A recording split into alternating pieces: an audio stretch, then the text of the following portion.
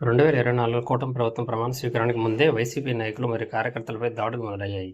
మంగళగిరిలో నారా లోకేష్ను తిట్టారని, రిజల్ట్స్ వచ్చిన వెంటనే అతన్ని కొట్టి అతనితో క్షమాపణలు చెప్పించారు. ఇక పల్నాడు జిల్లాలో కొన్ని విలేజెస్లో వారి ఆస్తులన్నింటిని వదిలేసి రాత్రికి రాత్రి ప్రాణాలు కాపాడుకోవాలని వెళ్లిపోయారు. ఈ విషయానికి అక్కడ టీడీపీ వారు చెప్పే సమాధానం, వైసీపీ ఉన్నప్పుడు మేము కూడా వాళ్ళకి భయపడి ఊరూదిలి వెళ్లిపోయామని.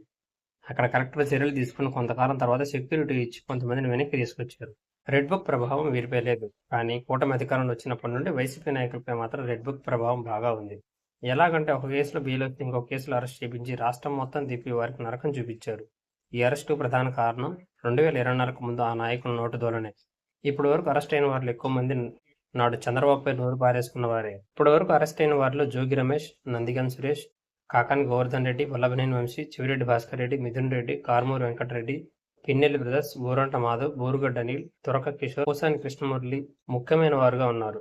వయసు రీత్యా ఆరోగ్యం పరంగా బాగా ఇబ్బంది పడిన వాళ్ళలో పోసాని ఒకరు. విజయవాడలో పెట్టిన కేసులు బెయిల్ వస్తే అనంతపూర్లో పెట్టిన కేసులు అరెస్ట్ చేస్తారు. అనంతపూర్ కేసులో బెయిల్ వస్తే మళ్ళీ గుంటూరులో పెట్టిన కేసులు అరెస్ట్ చేస్తారు. ఇలా 25 రోజుల పాటు జైల్లో గడిపి ఆ తర్వాత ఇబ్బంది పడిన వాళ్ళలో వల్లభనేని వంశీ ఒకరు. వంశీని 137 రోజులు జైల్లో ఉంచారు. ఇక చెవిరెడ్డి భాస్కర్ రెడ్డిని అయితే 226 రోజులు జైల్లో ఉన్నారు. కాకాని గోవర్ధన్ 86 రోజులు, జోగి రమేష్ 83 రోజులు, నందిగాం సురేష్ 145 రోజులు, మిథున్ రెడ్డి 71 రోజులు, గోరంట్ల మాధవ్ 50 రోజులు, బోరుగడ్డ అనిల్ 90 రోజులు, తురక కిషోర్ 210 రోజులు ఉన్నారు. వీరే కాకుండా సోషల్ మీడియా యాక్టివిస్టులు ఉన్నారు. ఇంకా రెడ్ బుక్ లో కొన్ని పేర్లు ఉన్నాయని రాజకీయ వర్గాల్లో టాక్ నడుస్తుంది. ఇంకా ముఖ్యమైన వాళ్ళని అరెస్ట్ చేయలేదని, వారిని కూడా తర్వాత అరెస్ట్ చేస్తారని అంటున్నారు. వారిలో మొదటగా వినిపించే పేరు కొడాలి నాని. ఆ తర్వాత రోజా, పేరి నాని, గుడివాడ అమర్నాథ్, పెద్దిరెడ్డి రామచంద్రారెడ్డి, అనిల్ కుమార్ యాదవ్, మేరుగా నాగార్జున, కాశు మహేష్ రెడ్డి, బొల్ల బ్రహ్మనాయుడు లాంటి వారు ఉన్నారు. చంద్రబాబును అరెస్ట్ చేయించారని జగన్ మీద టీడీపీ క్యాడర్ కోపంగా ఉన్నారు. ఆయన్ను కూడా అరెస్ట్ చేయించారని క్యాడర్ కోరుకుంటున్నారు. కానీ అలా చేస్తే ప్రజల్లో సెంటిమెంట్ వస్తుందని ప్రభుత్వం ఆలోచిస్తుంది. మరి ఎన్నికల ముందు ఇంకా ఎన్ని అరెస్టులు ఉంటాయో, ఎంతమంది జైలుకి వెళ్తారో చూడాలి. కొంతమందిపై పెట్టిన కేసులో రెడ్ బుక్ అంతగా వర్క్ అవ్వలేదనిపిస్తుంది. ఉదాహరణకి కారుమూరి వెంకటరెడ్డికి ఒక్క రోజులోనే బెయిల్ ఇచ్చింది.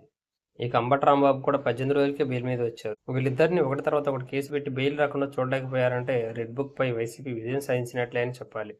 నెక్స్ట్ ఎవరు దొరుకుతారని ప్రభుత్వం చూస్తుంది, కానీ వైసీపీ నాయకులు కేసులకు కూడా భయపడట్లేదు.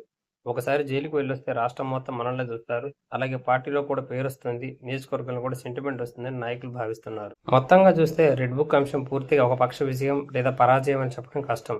ఇది చట్టపరమైన చర్యలు, రాజకీయ ప్రతిస్పందన, ప్రజాభిప్రాయం ఈ మూడింటి మిశ్రమంగా మారింది. రాబోయే కాలంలో మరిన్ని చర్యలు, కోర్టు తీర్పులు, అలాగే ప్రజల స్పందన ఆధారంగా ఈ చర్చకు స్పష్టత వచ్చే అవకాశం ఉంది.